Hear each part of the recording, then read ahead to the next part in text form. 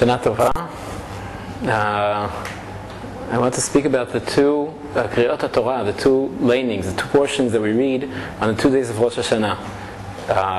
In each of them we find Avraham Avinu is placed in a trial. He's being tested by Kadosh Baruch Hu, and the test or the trials are very similar. In both cases, the test is Avraham Avinu has to give up on one of his sons. He has to sacrifice or send away one of his sons. In the first case, the first day of Rosh Hashanah, we read about Avraham Avinu being commanded to send Ishmael away together with Hagar, and he in fact fulfills this commandment. And in the second case, in the Akedah, the great trial of the Akedah, Avraham Avinu is required to actually sacrifice his son.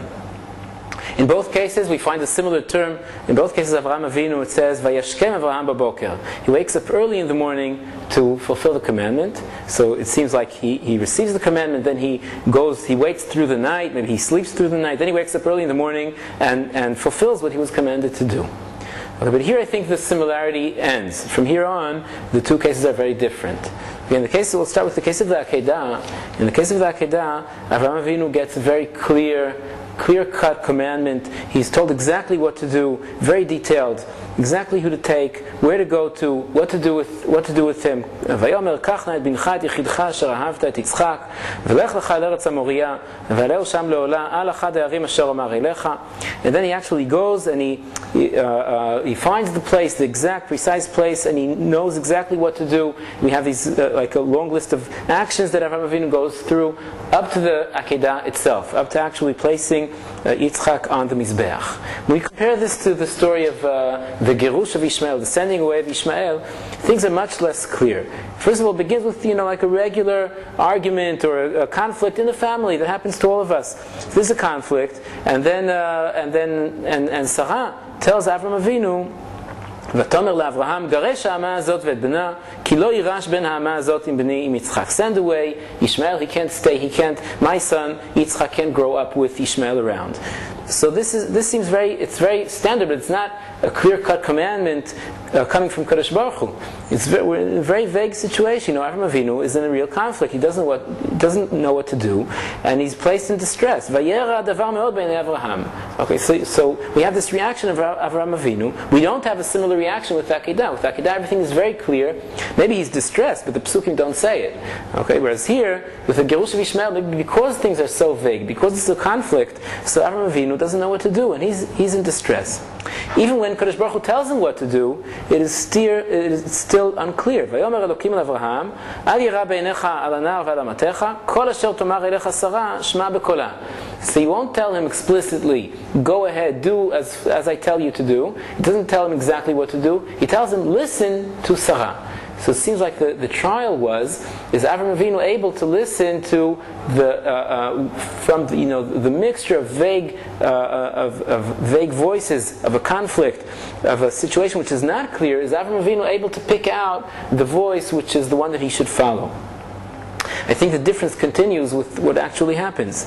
With the Akedah, we find Avraham Avinu going through with the Akedah, and the peak of it, the height of the Akedah, is when he takes Yitzchak and places him on Har HaMoriah, on the Mizbeach, on the wood, on the wooden the eitzim which are on the mizbeach.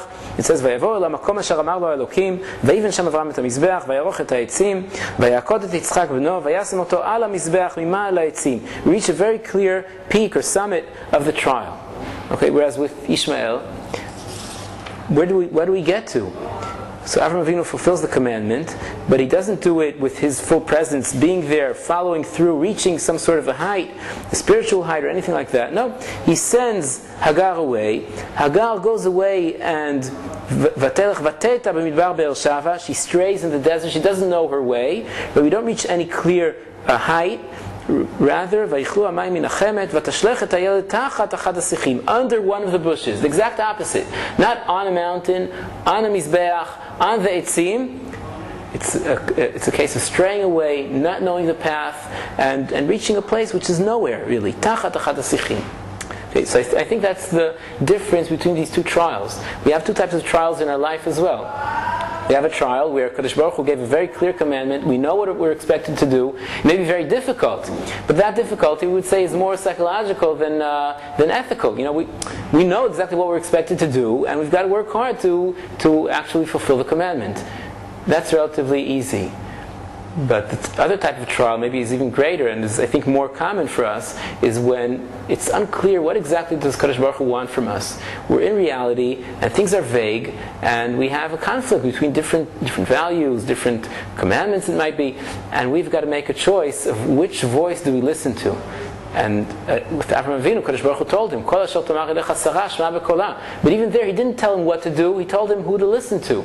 And many times we're in that state where it's unclear who to listen to, and being able to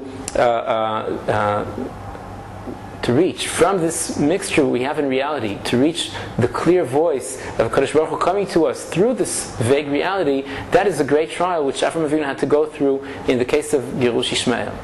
So in both cases we find that after Avraham Avinu stands up to the trial and after going through it, so a bracha comes. In the case of Ishmael we have a bracha, a promise, Ki l'goy gadol asimenu, vayhi Elokim et hanar vayigdal, he grew, he became great, vayeshev b'midbar vayhi roveh kashat, and actually his mother finds a wife for him. That's the bracha with Ishmael. In the case of Yitzchak, obviously you have the great bracha, בי נשבעתי נאום השם, כי יען אשר עשית את הדבר הזה ולא חסכת את בנך את יחידך, כי ברך אברכך, והרבה הרבה את זרעך ככוכבי השמיים וכחול אשר על שפת הים, וירש זרעך את שער אויביו, ויתברכו בזרעך כל גויי הארץ, עקב אשר שמעת בקולי, because you listened to my voice.